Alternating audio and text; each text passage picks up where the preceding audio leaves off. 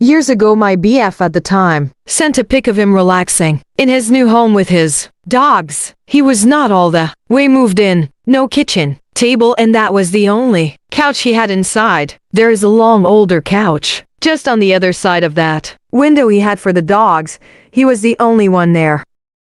I moved in eventually. Everything was great. At first, as time went by, I started to feel uncomfortable, specifically in the shower. I would feel eyes right behind me. Walking down the hallway, I would feel someone right behind me. Doing makeup in the bathroom, I would feel someone watching.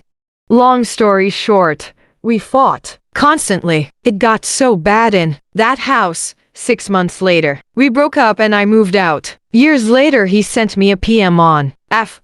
I got his number and called him. After some days of catching up, I told him all the creepy things that happened to me while I was there. Come to find out, it was happening to him too.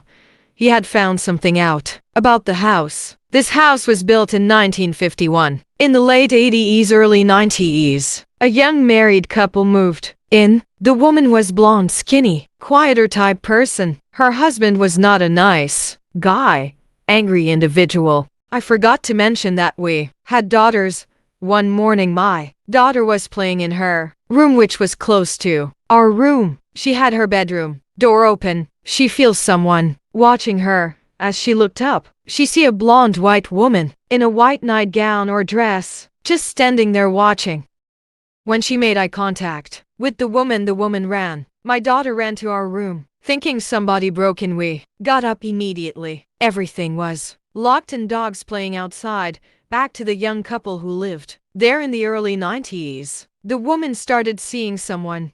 Her husband got home early, and as the story goes, he shot his wife's love, then he shot his wife, then took his own life. After hearing this, I got chills, and it explains so much. I decided to go back and look at photos, and to my horror, I found this.